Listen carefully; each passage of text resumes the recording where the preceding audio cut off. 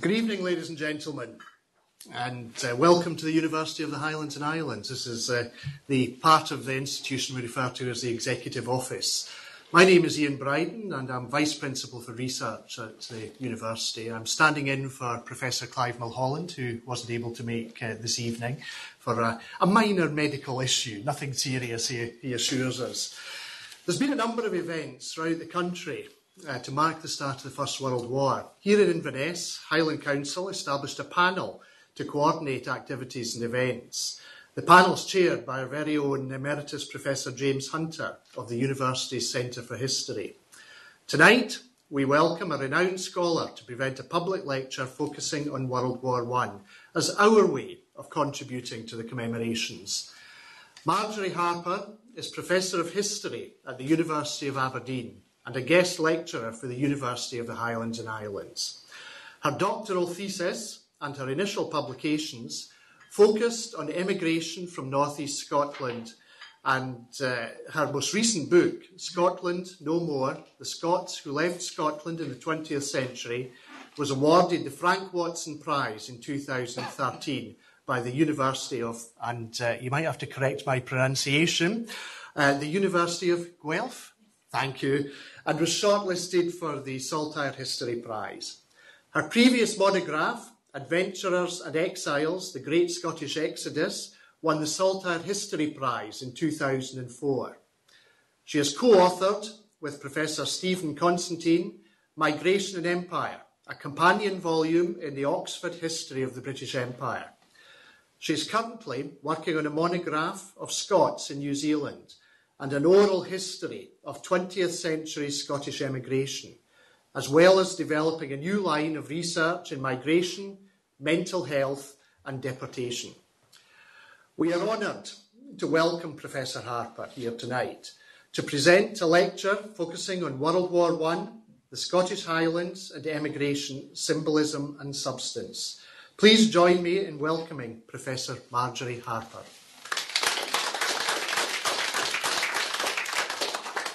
One final point, not for those of us who are in this room, but for those of you out in VC land, can I please ask you to make sure your microphones are muted? It's amazing how many coughs, splutters, etc. we'll pick up here in Inverness.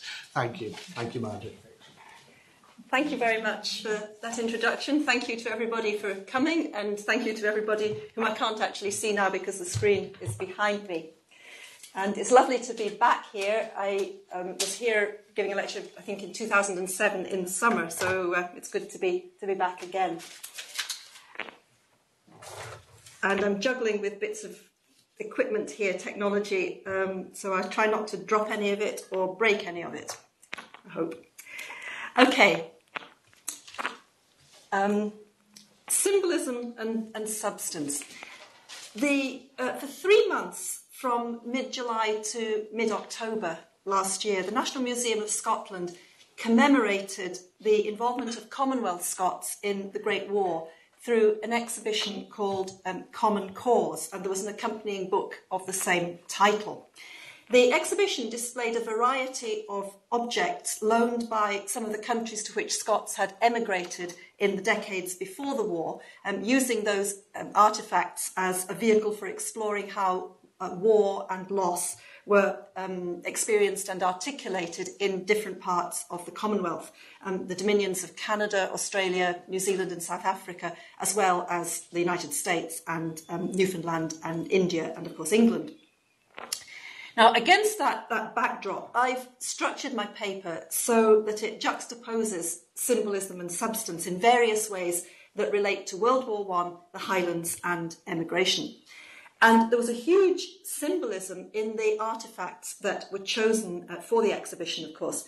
From Canada, there was a set of bagpipes covered in Lennox tartan and bearing the marks of battle.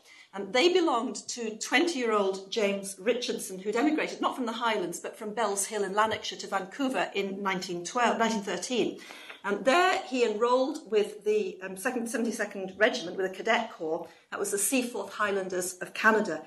And when war broke out, he volunteered for service in the Canadian Expeditionary Force. And his subsequent bravery at in one of the final phases of the Battle of the Somme in 1916, secured a strategic advance for his battalion and the Victoria Cross for Richardson. He had, according to the citation, piped his comrades over the top while a storm of fire swirled past him on either side. But the VC that he was awarded was a posthumous VC, because later on the same day, James Richardson was killed when he returned to no man's land to recover those pipes, which had been left behind on the battlefield as he went to assist an injured comrade and to capture 2 prisoners as well. Now, the pipes were initially returned to Scotland, possibly by the chaplain who presided at Richardson's burial in 1920, which his remains were discovered in 1920. But in 2006, the pipes were returned in a formal ceremony to British Columbia. And there they have a place of honour in the foyer of the BC Parliament building in Victoria, the main Legislative Assembly building.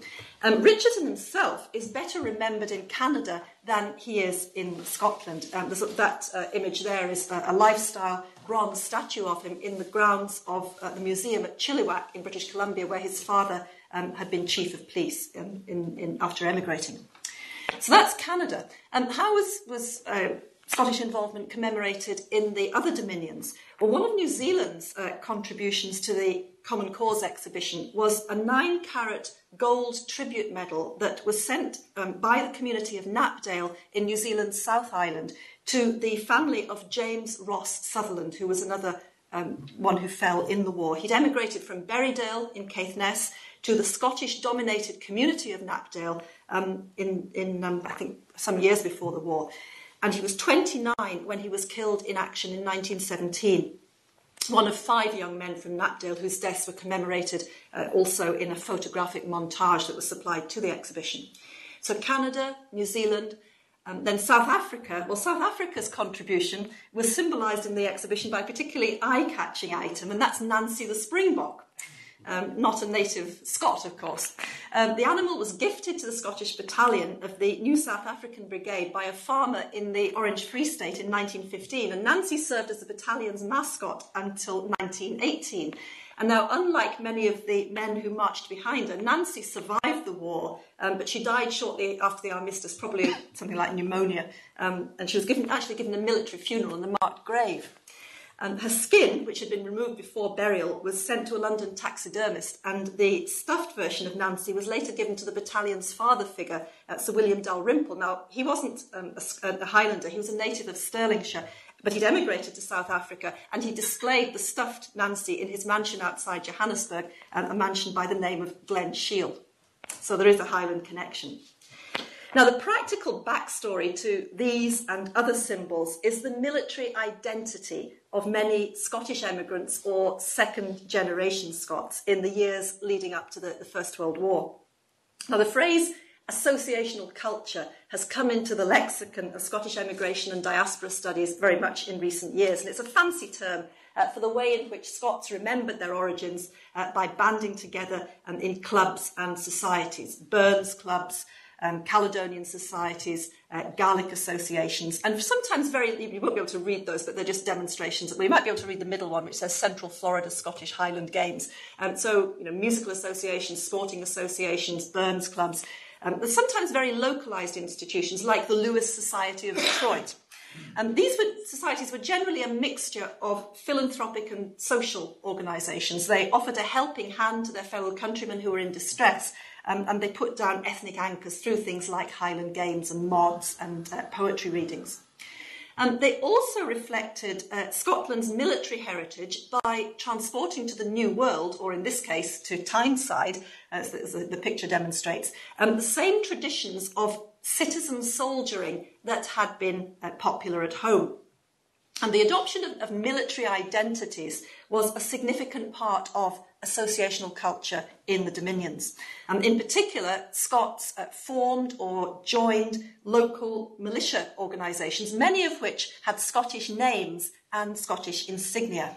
And in cultural terms, these clubs allowed Scottish emigrants to develop networks of work and leisure in their new locations, but they enabled them to do so without the threat, at least the threat perceived from the top, that traditional class divisions would be jettisoned. In other words, these local militia organisations had a formal command structure, so Scots could band together on the basis of their ethnicity under an ethnic banner, and they could celebrate their Scottishness, but at the same time the importance of rank was still demonstrated. Now, many of those overseas militia units cut their combative teeth in the Boer War. And when the First World War broke out, the legacy of that experience, plus the fact that the structure of militia organisations was already in place, meant that Scots militias, many Scottish emigrants in the Dominions, were able to mobilise very quickly into recognisable Scottish battalions, at least in Canada and South Africa. It was a different story in Australia and New Zealand for other reasons to do with the nationalisation of military training. In Canada, the Minister of Militia deliberately mobilised a citizen army by inviting the commanding officers of every militia battalion in the country to recruit as many volunteers as possible for the expeditionary force. Now, these militias had often clear Scottish identities, identifiable Scottishness, but it went further than that. The Minister of Militia in Canada himself described the recruitment tactics in terms of legend. He said it was, quote, like the fiery cross passing through the Highlands of Scotland or the mountains of Ireland in former days, unquote. And out of 69 battalions, which existed at some stage as part of the Operational Canadian Corps in the war, 11 had Scottish titles. So that's the backdrop to symbolism and substance and what I want to talk about in a particular Highland context today. I'm going to talk more about the legacies of the war than the actual experiences of the war, more about the aftermath. First of all, demographic legacies. The nature of recruiting and military organisation, especially in the early years, meant that the impact of losses was going to be very localised, as you got recruits from the same area serving together in the same unit. Now, in 1914 and 1915, this strategy of what were called chums battalions or pals battalions was seen as an incentive to enlist. But, of course, it meant that they died together as well. So one of the psychological legacies of the war, and practical legacies of the war as well, was that of not only a lost generation at national level, but a lost generation at a number of very, very local levels. Now, what's the significance of the picture there? Does anybody know where it is? There's a bit of a challenge. It's the island of Scarp, off the west side of Harris. Now, in 1998, I kayaked with my husband from Huishnich in Harris to Scarp. Scarp had been abandoned in 1971. We landed the kayak next to the cemetery, and the first gravestone that caught my eye was that of a native woman from the native lady of the island. She died in the 1980s, I think, and she was in either her late 80s or her early 90s. But her husband, who was also commemorated on the same gravestone, had died in the First World War, and she had been a widow for 70 years. 70 years. And that gravestone offered both a poignant and a practical reminder of the demographic legacies of the war, particularly for a generation of women who'd either lost their husbands or who couldn't find husbands as a result of that huge loss of life. We see another different example of demographic impact and ongoing depopulation if we compare recruitment in World War I and World War II. In the parish of Gairloch in Wester Ross in 1939, there were only 30 men of military age. And that number was less than a quarter of the number who'd volunteered for service with the Gordon Highlanders on a single day in 1914. So it demonstrates, I think, very dramatically the ongoing depopulation. But the demographic impact wasn't felt only in Scotland. Now, there's no way you can read anything on that war memorial. You just have to take my word for it. It's in Loch Inver, and I could have taken a picture of a war memorial in numerous places, not just in the Highlands, but across Scotland. The war memorial in Loch Inver is one of many that reflects the huge sacrifice of men, not only from Scotland, but from the Scottish diaspora. And many of the names on that Loch Inver memorial actually relate to Scots who'd gone to Canada. But war service wasn't only a story that was confined to men, of course.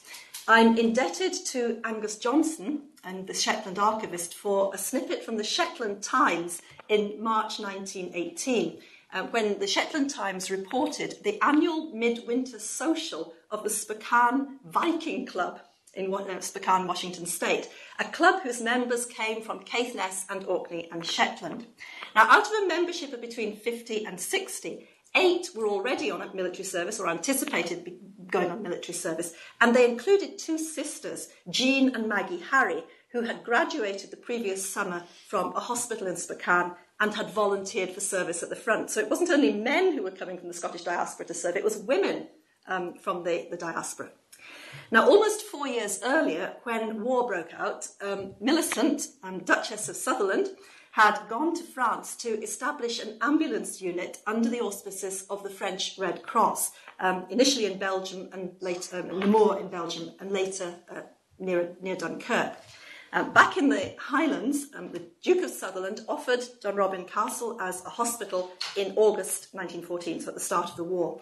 And indeed, the outbreak of war generated a huge response from the women volunteers of the Red Cross. And several mansion houses were equipped as hospitals. Tulloch Castle in Dingwall, Allen Grange House, and VADs, the voluntary aid detachments, were trained in first aid, in nursing, cooking, knitting, and sewing.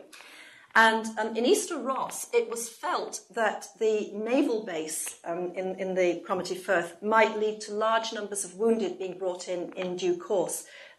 So the special training there, the Red Cross felt a special need to be prepared there.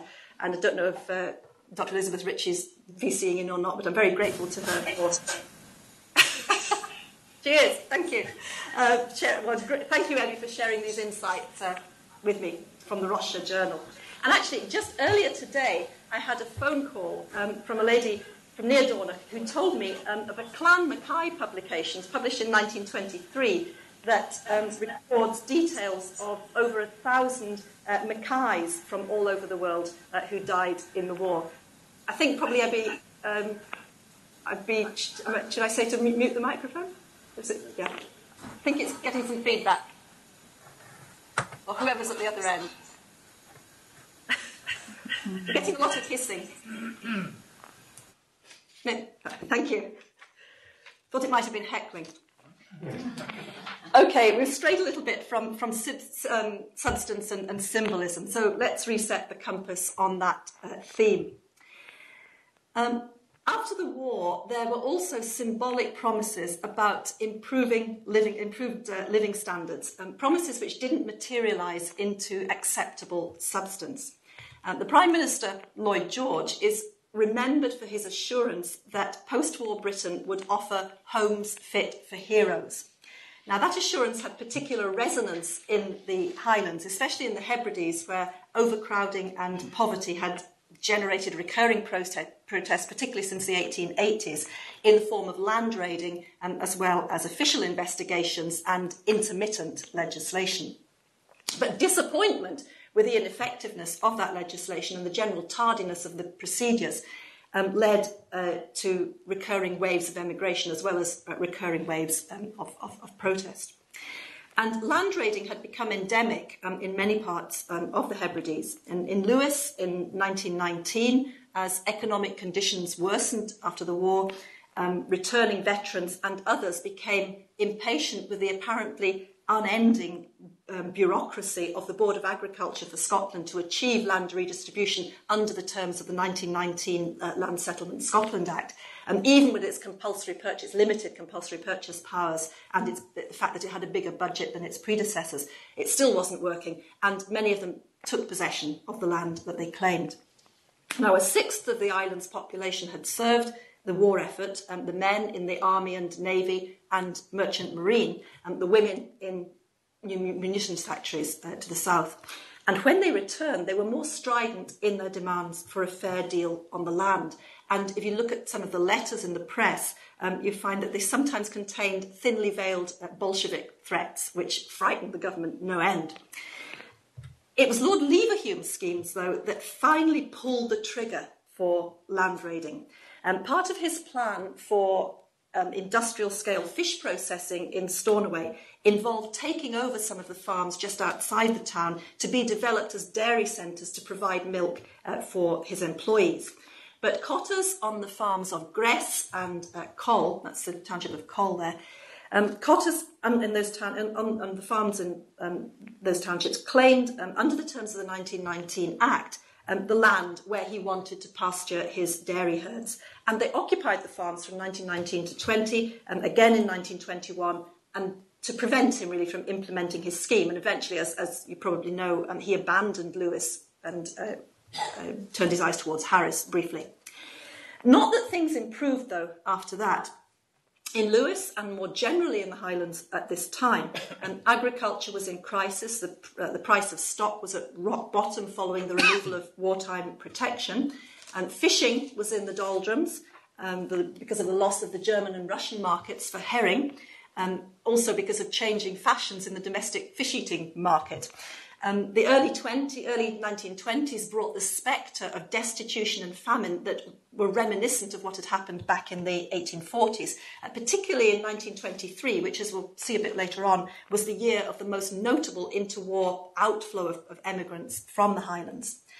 The potato crop failed. It was too wet to cut hay or to cut peats. Local distress committees were set up in Lewis, and when things hadn't improved a year later, there was an emergency road construction programme begun. And again, that was reminiscent of the destitution roads programme of the 1840s. And a government grant of £100,000 was provided so crofters could buy seed oats and seed potatoes. So a legacy of disillusionment, economic distress, and echoes of what had happened the previous century, in the mid-19th century. But there was an extra ingredient in Lewis in 1919, of course, and that was the impact of the Iolaire disaster, something that had huge practical and symbolic ramifications. Lewis had lost about 1,000 men in the war. It lost 170 islanders in the shipwreck. But the psychological impact of the loss of the Iolaire was possibly greater, because it was bringing home men who had survived the horrors of the trenches, the horrors of war, or not just the trenches, many of them were Royal Naval reservists, only to be lost within sight of home. The story is well known. It's a story that's told in John MacLeod's book, When I Heard the Bell. Just to sum it up for any of you who don't know it, I mean, the ship was seriously overcrowded. There were lifebelts for fewer than a third of those who were on board. And at 2 a.m. on New Year's Day, 1919, in a raging storm, the ship foundered on rocks only yards from Stornoway Harbour, half a mile from the pier, where the families were waiting to welcome their menfolk home.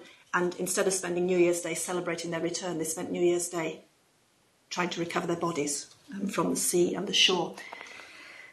It was something that triggered not only a despair in the Isle of Lewis, it triggered emigration. One of my interviewees for another project, a lady called Donna MacLeod, told me of her uncle, Murdo Stewart, who was a survivor of the Iolaire, and he emigrated to British Columbia shortly after the tragedy because he could not cope with the memories, and he couldn't cope with encountering in the community the dependents, the families of those who had been lost, the parents, the wives, the widows, the children, and having them say, what was it like when the ship went down? So he went out to Canada, and his Canadian wife and twin daughters never knew of his past because he never told them about it. And perhaps many others fell into the same category. John MacLeod, the Reverend John MacLeod of Arnold, also emigrated to Canada after the war, and he described in a poem about the disaster how his father was found cold drowned on the beach. Now, this poem loses, I know it's lost something in the translation, but I have to give it to you in translation because I don't have Gaelic. But even I think in English translation, you get something of the power and the emotion of that event and what followed. How I love the modern youngsters enclosed in beards from ear to ear. Before our lads reached beard-growing age or were old enough to think, war was declared and they were killed in France. That murder was lawful. Those of them who survived, the sea got them on their way home, and left the bodies on the beach, and the seaweed was a cold shroud. Those who returned wounded and alive, nothing awaited them but broken promises, boats and nets rotting, fish aplenty in the sea without the means to take it out. They cut peats, planted potatoes, and went with cattle to shealing, and broken bones grew strong. By way of passing a winter's night, the lads went to the schoolhouse to see pictures about Canada with a magic lantern. What was the harm? And they saw cows up to their ears in grass, a lovely girl leaning on a gate, smiling with a straw in her mouth. And they went home saying, "We're off." The girls said, "So are we." That part where he said the seaweed left the bodies on the beach and the seaweed was a cold shroud. Donna MacLeod said to me that the family law was that the day after that raging storm that wrecked the Iolaire, as is so often the case, was a day of perfect calm. And I think John MacLeod says this in his book as well, that there was no sound, there was no wind, and all that could be heard was the sound of the wagon wheels going down to the shore and back again and down and back, retrieving the bodies. So it was some very, very powerful imagery there. Okay, the tragedy of the Iolaire helped to trigger emigration. But Murdo MacLeod's sister and brother were also in Canada, and they sent home remittances which by the late 1920s or early 1930s allowed the family that was still in Lewis to move.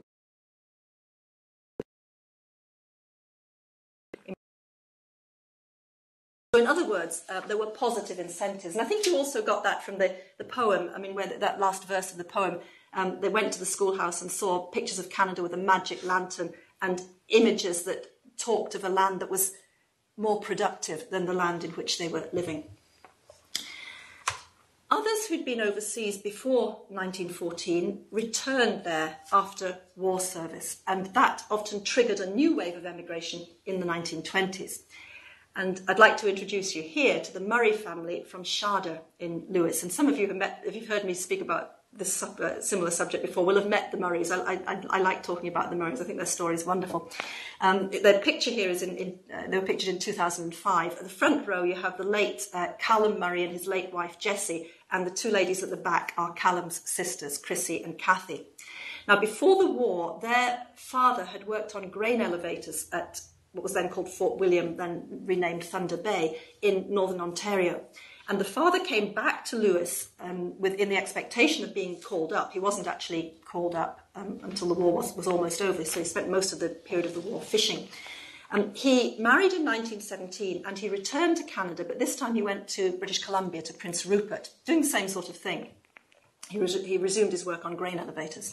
3 years later, he sent for his wife and family to join him, which they did. Now, he was killed in an industrial accident in 1933. That's his gravestone in the cemetery on the Brae, just outside Stornoway. When he was killed, his wife tried to resettle with her sister in Calgary, but she didn't like the climate, so she brought the children back to Lewis. And they recalled, when they were talking to me, how they were ridiculed at school in Lewis because they had Canadian accents. But the wanderlust gene had been inherited. They came back to Lewis, but Callum then followed in his father's footsteps. And for 30 years, from 1953 to 1983, Callum was a transatlantic commuter. He spent his summers working on freighting grain on the Great Lakes and his winters back in Lewis with his wife and children. So in a way, he was following in his father's footsteps. His father had worked on grain elevators. Callum worked freighting grain on the Great Lakes. Kathy, meanwhile, his sister, she went to New Zealand on a £10 passage in 1947. She said it was the best £10 she ever spent. And she spent nearly 12 years there before she came home via the United States and Canada. 2 years in the States, 2 years in Canada. So in that sense, it is not a particular legacy of the war, but Donald Murray had emigrated, came back during the war, married during the war, 1917, then went back, sent for his family to join him. They came back, and then some of them re-emigrated. Well, if we move from that specific example to a wider story, the wider story of Highland emigration in the years just after the First World War. I mean, Donald Murray was just one of a torrent of emigrants, some of whom were returning overseas, but many of whom were embarking for the first time. The 1920s saw unprecedented levels of emigration from Scotland, so much so that the 1931 census showed fewer people living in the country than had been the case in 1921. Now, okay, most of the departures were from the Central Belt, but there was also a significant and highly publicised exodus from the Highlands or the Hebrides, most notably in April 1923, when two Canadian Pacific liners, the Metagama and the Marloch, took away almost 600 emigrants from Lewis and South Uist respectively, and that's within a single week, 15th and 21st of April 1923. And that picture there, I mean, it demonstrates very clearly, I mean, the Metagama is still remembered in the Isle of Lewis, I mean, and certainly at the time it wasn't something that people didn't know about. I mean, you can see them all gathered on the quayside watching the departure. The economic plight of the Hebrides, which I sketched in earlier, was very similar to that after the Napoleonic Wars a century earlier, even down to the threat of famine. I've already touched on that. The new ingredient, however, was the islanders' apparently more positive attitude to emigration as a remedy. Despite the negative triggers that I've just highlighted, the Iolaire disaster, economic crisis, frustration at delays in land reform, high rates of TB, that was another factor. There were at the same time, I think, more positive expectations than had been the case in previous decades. Not least because the war had broadened the horizons of many islanders, particularly ex-servicemen, well, yes, essentially ex-servicemen, who had mixed with people from the Dominions in other parts of Britain and overseas, and they were able to compare their subsistence lifestyles with conditions elsewhere. And they'd begun to feel that maybe some of their problems stemmed from the sheer physical limitations of the land rather than other factors, or combined with other factors, I should say. And then, of course, as crofting legislation and the introduction of old age pensions began to offer a measure of security to elderly parents, it became easier to untie the apron strings, as it were. It became easier for the younger generation to leave with a clear conscience. But, I mean, I hedge that about with a lot of caveats. And the main one of my caveats, I think, is obvious in this picture, which I use frequently. I don't know if you can, it's a bit, they're a bit sort of squeezed out, these pictures. They're a bit too sort of horizontal. But I think the ambivalence of many Highlanders towards emigration is depicted in or encapsulated in this photograph. On this placard, you have the positive sentiment. We're sailing west to prairie land, sun-kissed and blessed, the Crofters Trail to happiness. And then you look at the faces. And I think the wistful or apprehensive or gritty expressions belie the sentiments on the placard. So what you see is, well, is it what you get? Or I don't know. Well, what was the Crofters Trail to happiness that was trumpeted on the placard? To answer that, I want to introduce you to a couple of other characters. This is William Noxon, who was the Agent General for Ontario in the 1820s, and he recruited the passengers for the Metagama from Stornoway. And this is Andrew MacDonnell, not actually pictured in the 20s, he's pictured there in the 1940s. He was the creator and director of the Scottish Immigrant Aid Society, and he oversaw the contingent who went out on the Marloch. Now, the role of those two characters, Noxon and MacDonnell, also helps to explain why Highlanders were looking on emigration with something of a fresh eye after the war. I mean, advertising was nothing new. With their lantern slide lectures, with colourful posters and displays like the ones I've got on the screen there, competing agents had swarmed across Scotland, not least across the Highlands, since at least the 1870s, and sometimes perpetrating dark deeds, tearing down each other's posters and spreading rumours. I mean, if you were a New Zealand agent trying to encourage people to go there and not to Canada, you spread tales of how cold it was in Canada and how you were likely to be attacked by bears. If you were a Canadian agent trying to persuade people not to go to New Zealand, you spread tales of cannibalism. So, I mean, they went around, and they literally did go around tearing down each other's posters. Okay, that had been around since the 1870s, but from 1922, the agents had a new weapon in their arsenal.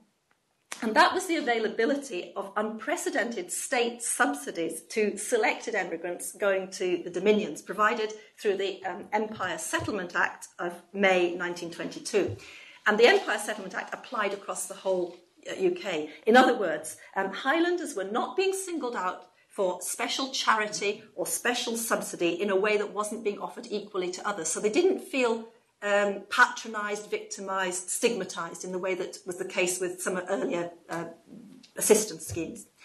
Under what was known as collective nomination, farm workers and domestics from wherever they came could get an advance of up to 75% of the ocean fare, the £16 transatlantic fare, and virtually all the Hebrideans on those two iconic liners in 1923 were subsidised in that way. Now, attention focused mainly on Canada.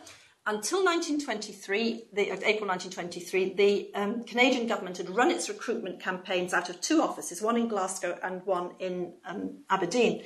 But it was a huge area to cover at a time when the Highlanders' interests in emigration seemed to be mounting day by day. And that led the Canadian government to open a third office, recruitment office in Inverness in 1923, managed unusually by a woman, Anne MacDonald. And that building's on the corner of Queensgate and Academy Street. And as I'm coming out today, I tried to take a picture of it for just to compare, but I've got a new phone and I don't think I took a picture of my feet or passers-by, but I didn't. Whatever I was trying to take a picture, that building did not appear on my phone, so I need to have a little bit more tutoring in the use of my phone as a camera. Anyway, Anne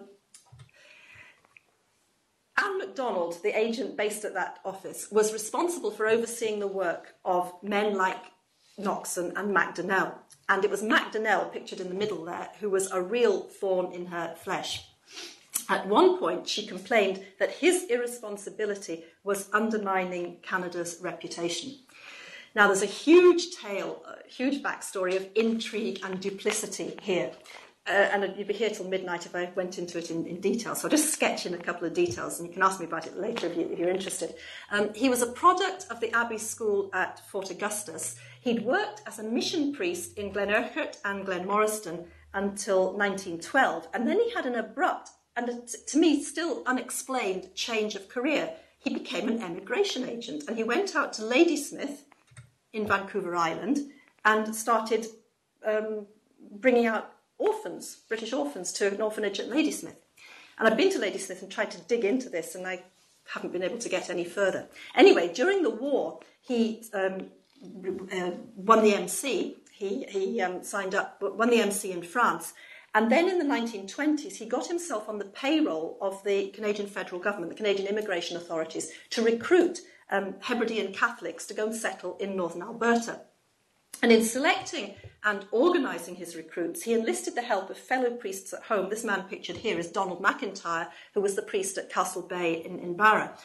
But the whole venture, which by the end of the decade had seen MacDonnell and his associates transfer about nearly 1,400 emigrants to Canada, the whole thing was fraught with controversy.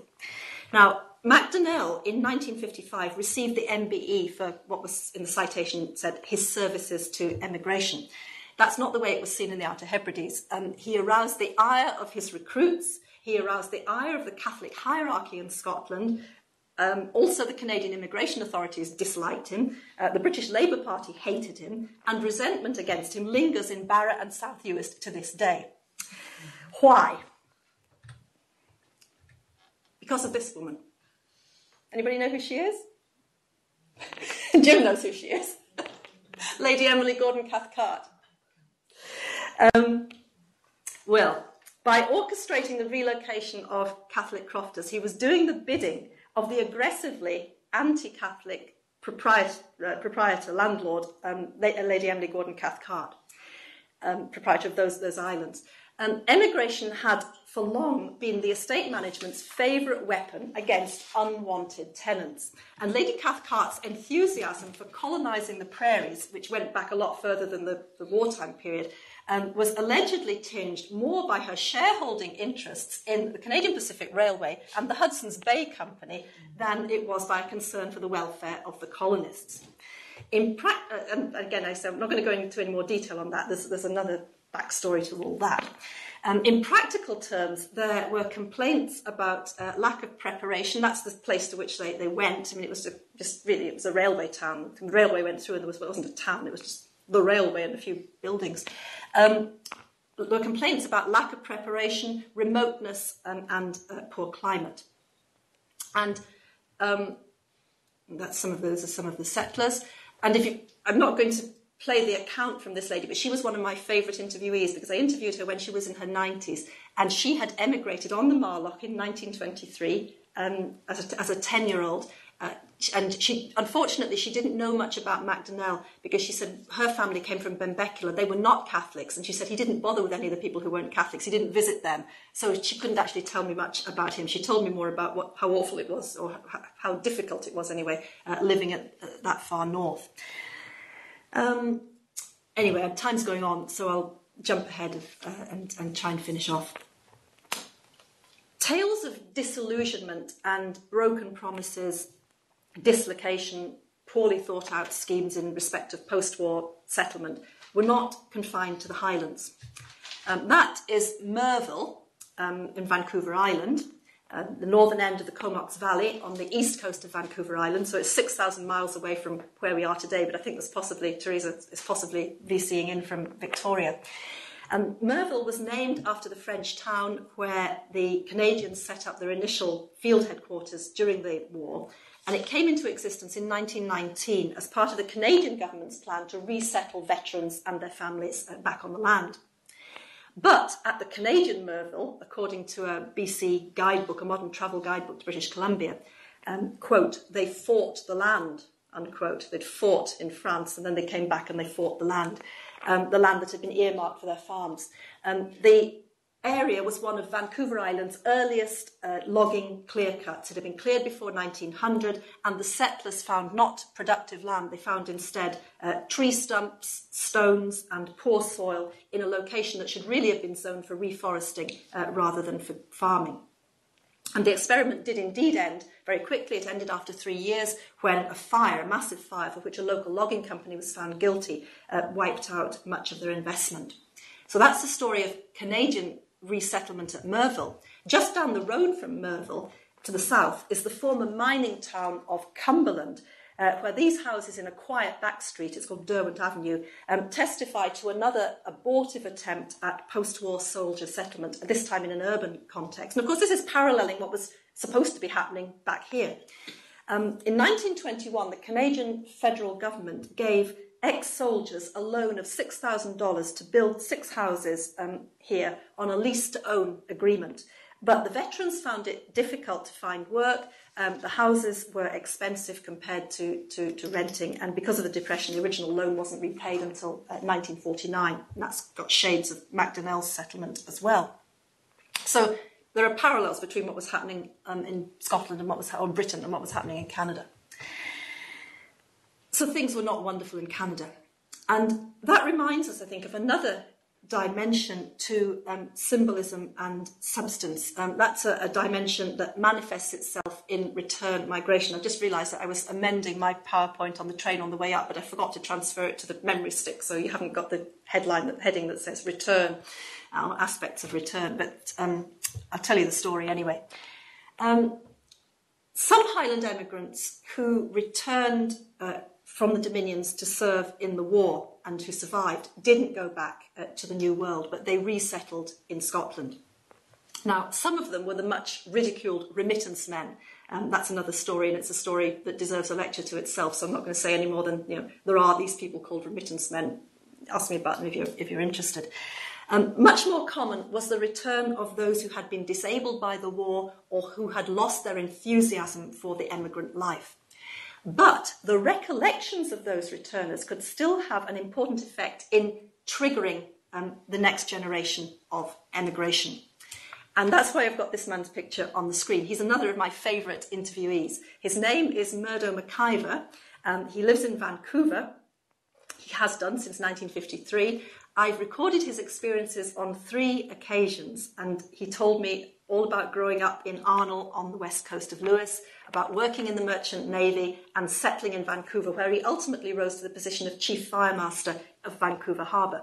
And I hope that this is going to work. I hope the audio will work. But if it does, you'll listen to him telling how his interest in the wider world was ignited when he was growing up in Arnold, and how that interest was ignited by people who had come back from the war. It was a great place to grow up. Everybody knew one another.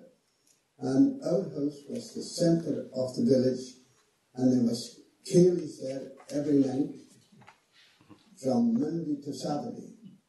And I heard all the stories from Canada, Australia, South America, Falklands, South Africa, and a lot of the people that was there had come back from Canada in the early 1930s because of the Depression.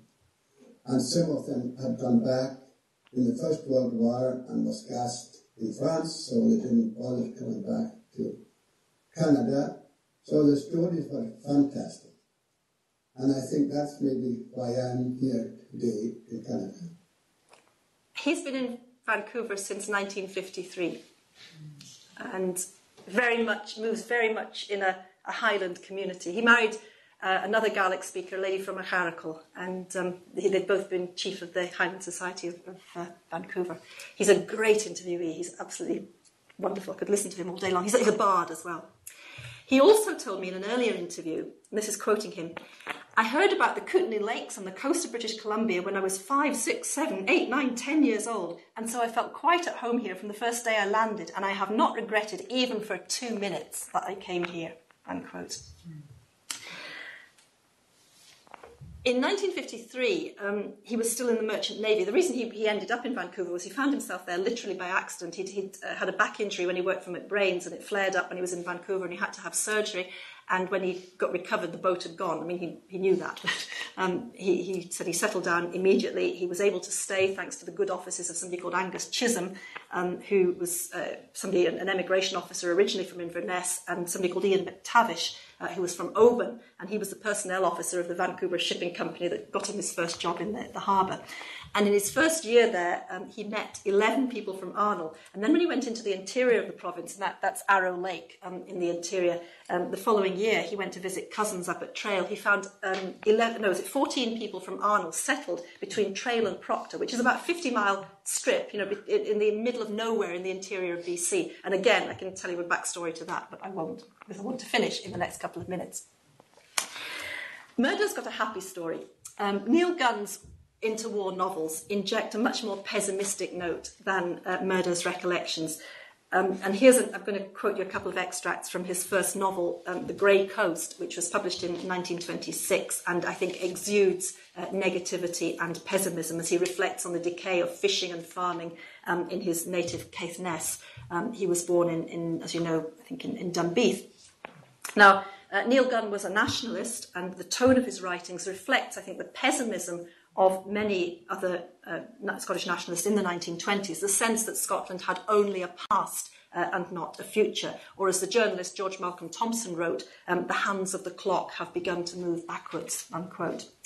But for Neil Gunn, emigration was a counsel of despair. And this is him writing in The Great Coast. 5 had gone last month to Canada. There were no crofts, no homes, no money here. Nothing but old, thrifty people slowly dying. Old, decrepit people dying like the twisted stumps of the rotting trees in Matthew's Woody. And those who emigrated, Gunn felt, simply jumped from the Scottish frying pan into the Canadian fire. Many of them wished to return, but couldn't afford to do so. And Morag Bennett from the Marloch said that to me as well. She said if they could have come back, they would have done, but they couldn't afford it. And this is another quote from later in the same novel by Neil Gunn. No fishing, no croft. There remained the slums of Glasgow or the remote world of Canada. And to Canada they all went. If you had a trade at your finger ends, you might do well. Otherwise, you took your chance with a hand ever ready to turn to anything. The young fisher fellows would be the worst off of all. For years, they would go on living as they could and working a terrible long day as hard as they could be driven. None of those who had gone out in the last 6 years had yet managed back to see the old folk. That was Canada.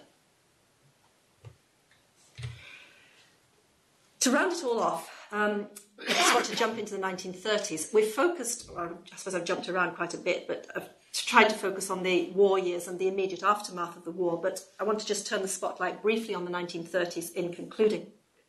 The 1930s was when emigration came to a virtual standstill.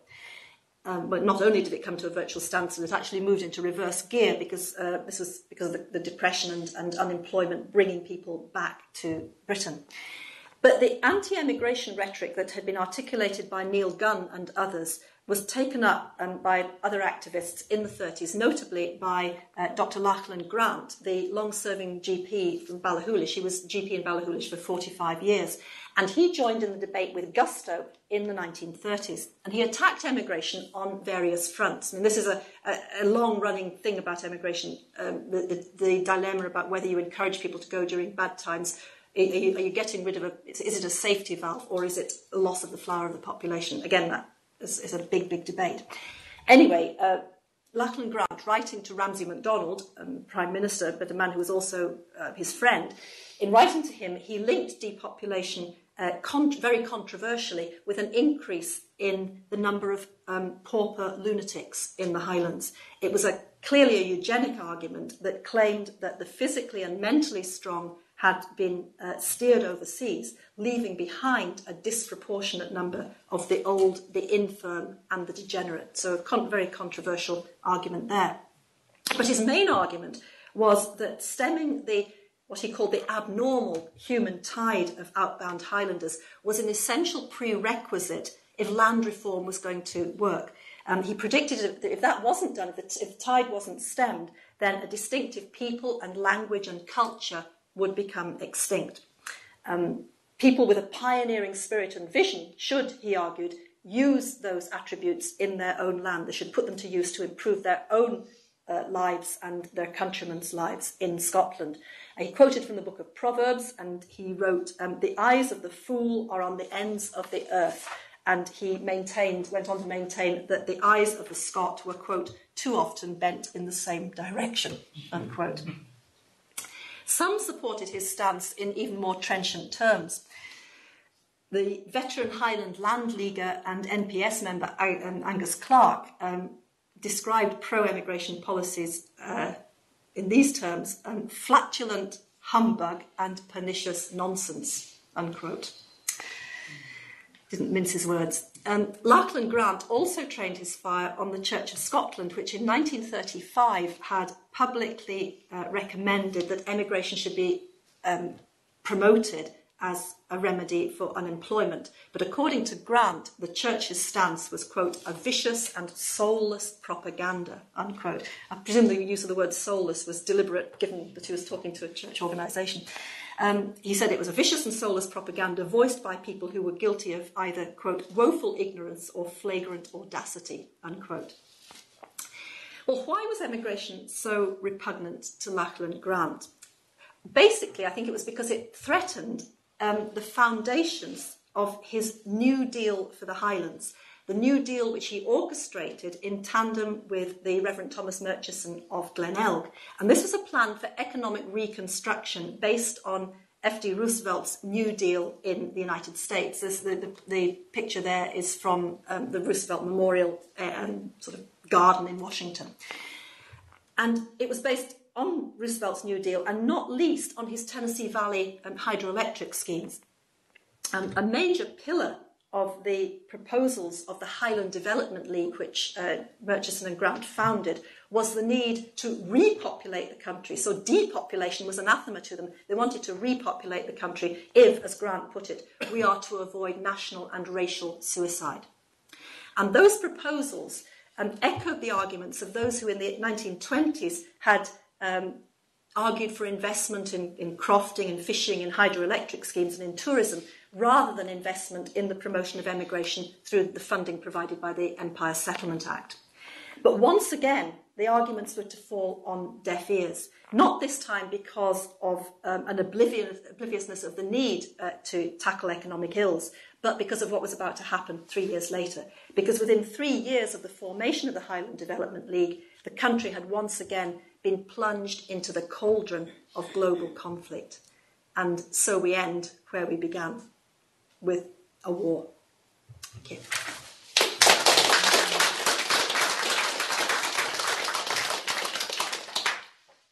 We have time for questions. Has anything that we wish to ask Professor Harper about her talk?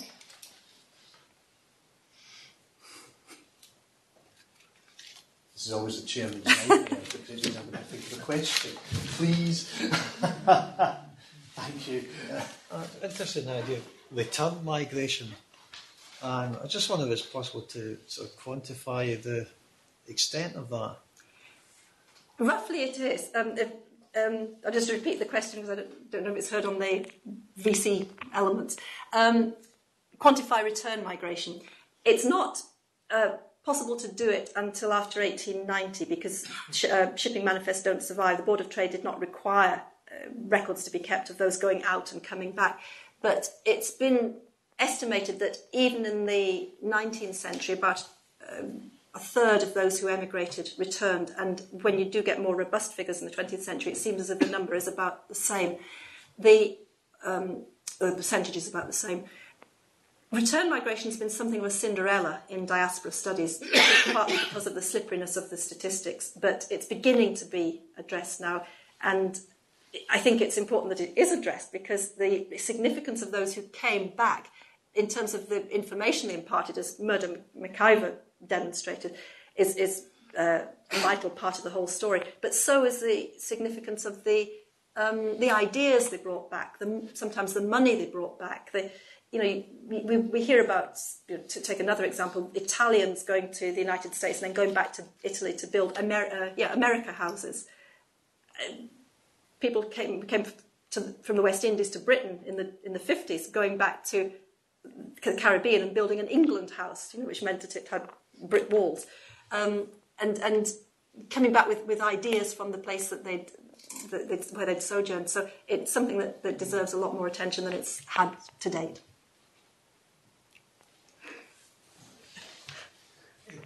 I wonder if you talked about the kind of psychological impact of immigration on the people who were left.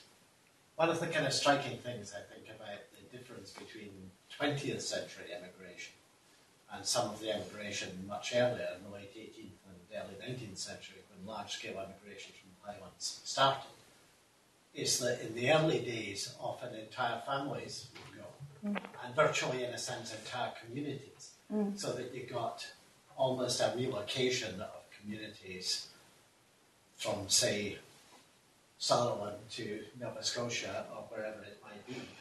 And some of the people going were, by the standards of modern immigration, remarkably elderly. Yes.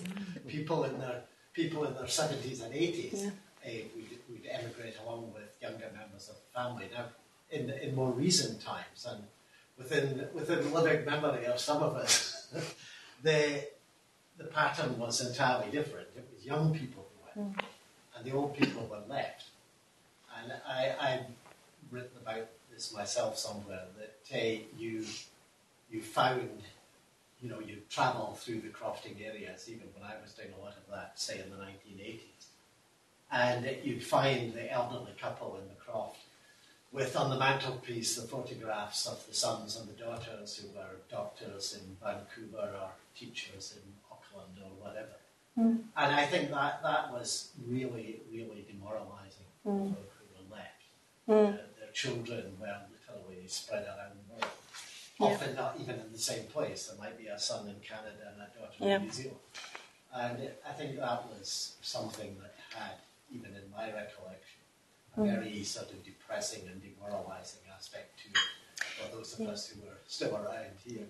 The idea that getting on meant getting out. It meant getting out. Yeah. I mean, when I was a kid, that was a kind of universal assumption. Yeah. That if you wanted to get on in the world from the West Highlands, the first thing you did was leave. And we all kind of knew that. Yeah. And we didn't sort of complain about it. We just felt the weather. It was just... And I guess it gained a momentum of its own. The more it happened, the more the snowball grew. Yeah, I mean, going back to the 18th century and the origins of mass emigration from the Highlands, I mean, Bernard Balin's book, Voyages to the West, I mean, he differentiates the metropolitan and the provincial, what he called metropolitan stream and the provincial stream. The metropolitan stream from places like London and where you got more atomistic emigration, individuals going out on very few penny numbers on a lot of ships from big ports like London or Liverpool for purposes of personal ambition or a job or contract labour. Whereas from the Highlands, you've got, as you say, these vast community emigrations with the whole, not just the whole family, but the whole clan almost. Yes. And it's reflected in literature as well. I was talking the other day about George MacDonald's novel, What's Mine's Mine, where it's the story of the clan being destroyed by the nasty English brewing magnate who buys up the land and then comes to a sticky end. And yes, well, it's retributive justice, you see. The whole concept of retributive justice comes into it. And the McCrua, goes out to Canada, but he doesn't go until he feels that there's enough enough desperation and critical mass of the community who will go with him. He wouldn't go with just his own family. It has to be a community emigration. But the twist to that story, of course, is that the brewing magnate falls off his perch towards the end of the novel, so the land becomes available for McCrua to come back. But he said he wasn't going to come until his sons had been educated in Canada, because an upbringing in Canada would give them greater moral fibre than an upbringing in Scotland, because Scotland had become degenerate. I don't think that wasn't really answering your question, but I thought I'd just put it in anyway. I've noticed myself, got to go back amongst the Highland diaspora in North America and elsewhere, the notion that people will say to me, I'm not talking about their own emigration, but I'm thinking more about people who are the descendants of folk who left maybe 200 years ago. And they'll say, of course, everybody who had any sort of spark about them, an enterprise and get up and go, they all came over here, and they're sort of getting really wired into this when it suddenly begins to occur to them. This doesn't say much for me because I'm still here. So they then get embarrassed and get tails off. Maybe we should study those who stayed as much as those who left. I turned the question around to why did people stay rather than why did people go? Yeah, I think that's interesting as well. Okay. Gentleman in the middle there. Do you see parallels with, say, the fall of communism, the opening up the Eastern Bloc, and the financial difficulties the world's been in the last 5 years or so? Young people leaving various countries, not just Scotland, to settle elsewhere.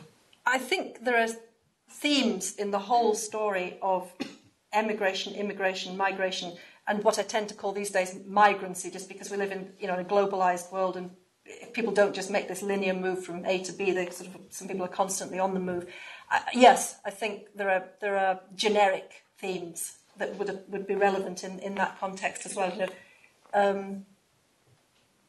Leaving, if people leaving because they saw the writing on the wall, talking about my historic characters, and I think some of the ones whom Jim was mentioning in the 18th century, left with resources because they didn't like the way that Highland society was changing. So before they lost their wherewithal, they invested it in emigrating. So people leaving because they anticipated bad times. People leaving because they'd fallen on bad times, or because they politically didn't like the regime. That's less evident, I think, in Scotland.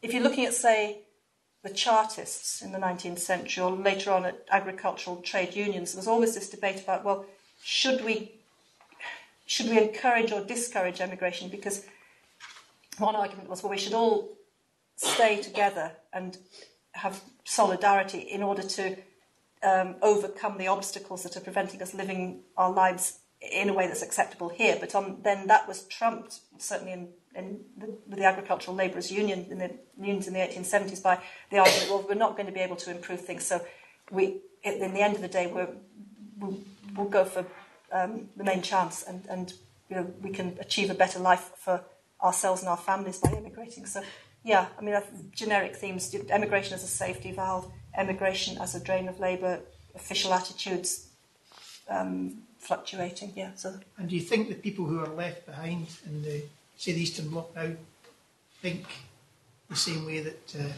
people left behind in Scotland felt? I don't know. mean, I'd hesitate to answer that one because on the basis of the kind of general themes that have sprung out at me in the work I've done over the last 30 years or so, I would say yes, but I wouldn't say it with huge confidence because I haven't done any original research. You'd have to ask them.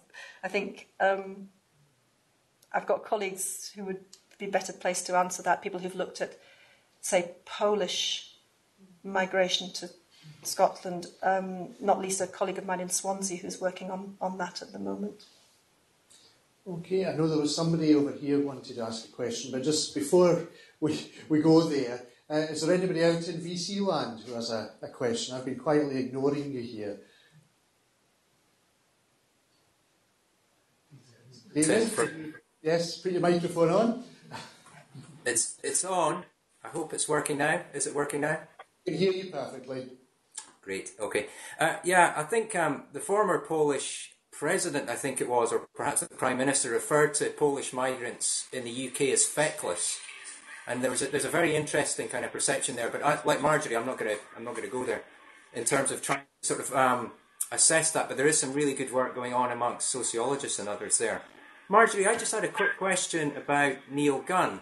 And you were talking about Neil Gunn's pessimistic outlook on this. And I was wondering the extent to which Neil Gunn was read amongst Highlanders in Canada and how popular he was, if at all.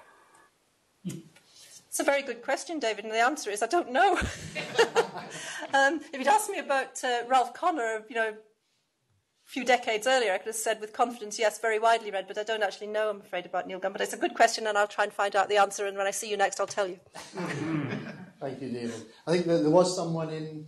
Yeah, just a quick one. Just on the practical terms of this migration coincided with the rise of transatlantic liner travel, and that fizzled out for obvious reasons after the Second World War.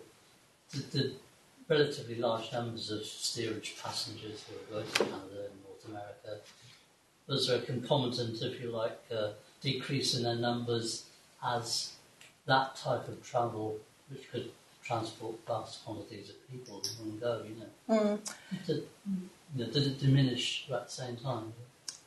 Not really. Find other ways well, the Second World War, of course, there was huge dislocation in shipping, which took a few years to overcome. And a lot of the documentation about emigration in those immediate post-war years is about how to get commercial shipping back onto an even keel again, to get the boats back into passenger service. And there's a book that came out in 2010, I think it was 2010, called A Century of Sea Travel, and it addresses some of those issues. It's not just about emigration, it's about people going on cruises and as well. But I've been looking recently at the voyage to New Zealand and an awful lot of correspondence in the late 1940s, early 1950s about the shortage of shipping and how there were more people wanting to go than there was shipping available to take them, and how you're going to overcome that problem. But when the Ontario government in the late 1950s introduced something called the Ontario Airlift, which was a scheme to bring people out, obviously by air, people from Britain. And it didn't last very long because it was politicking, and it was something that I get this right, the Liberal government of Ontario, provincial government, implemented in sort of contradistinction to what the Conservative federal government was doing. And then the government of Ontario changed and became a Conservative government, and then it ended. It was a kind of yaboo to the federal government.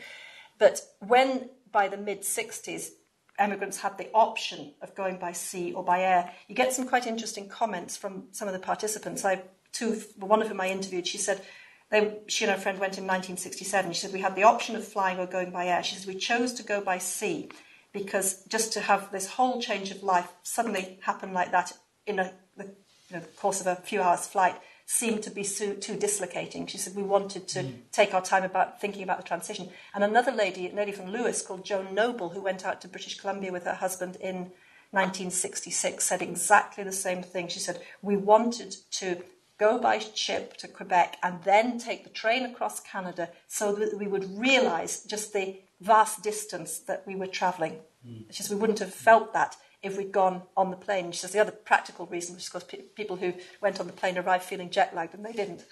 Thank you. Okay, do we have any final questions, either here in Inverness or out there in BC? No? Oh, yes, we have a question here. Well, the question I've got is you talked about New Zealand and Canada. It almost seemed like there was a rivalry there in emigration. Why do you think that rivalry was there? I think there was a perception that of the the destinations to which emigrants were customarily went, States, Canada, New Zealand, Australia. Canada and New Zealand were the two that were most likely to compete with each other. I mean, for most of the 19th century, the States took the vast majority of emigrants. From Britain as a whole, it was from 1832. From Scotland, it was from 1847. And then around about 1909, the pendulum swung back again and Canada took more than the States. But the States was always going to be big brother to the south. So it was, I mean, the competition between those two was of a different sort of nature. Australia and New Zealand were the obvious competitors. If you're going to think of going that far away, then you would think, well, do I go to Australia or do I go to New Zealand?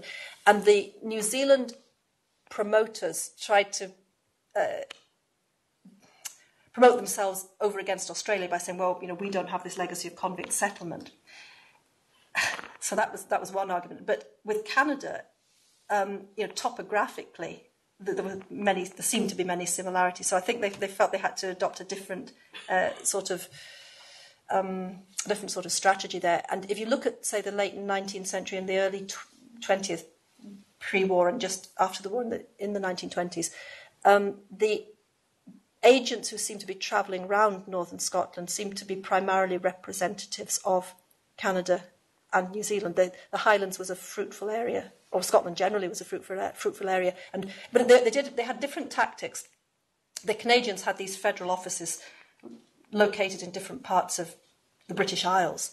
So you had Anne MacDonald up the road in Inverness, you had John McLennan down at Guild Street in Aberdeen, and you had the Glasgow office. So it was kind of decentralised, and if you were interested, you went into that office, or the agents and the sub-agents, the visiting travelling agents, went out to talk to people in their own communities. The New Zealand government, and this was the same with Australia, they had very much more of a centralised recruitment organisation, so that if you were interested in going to New Zealand or Australia, you would organise to do so through a labour exchange, through an employment exchange. So different tactics. But I think the reason for the particular competition was to do with both countries seeing Scotland as a good recruitment ground, but saying, well, the people who were likely to be attracted, they're liable to be attracted to both. So we need to make a distinction between the two. I think Canada in the older generation in the Highlands loomed very, very large.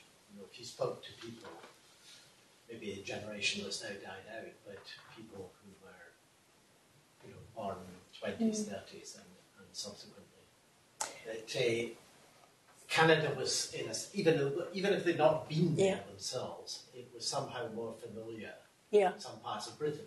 Yeah, Murdo said that. If you'd said to people, where is Liverpool in relation to Birmingham, they would have been very vague. But if you'd said, where is Winnipeg in relation to Toronto, they would have known precisely. Yeah, I mean, Murdo McKeever said that, but he knew more, growing up in Arnold on the west coast of Lewis, and he knew more about Canada than he did about anywhere else. But I have another interviewee, a lady called Annie McRitchie, who went to Detroit in 1952, and she said the same. She said she knew more about the States than she did about the rest of Britain. So it just depended, I think, where the chains the networks had gone.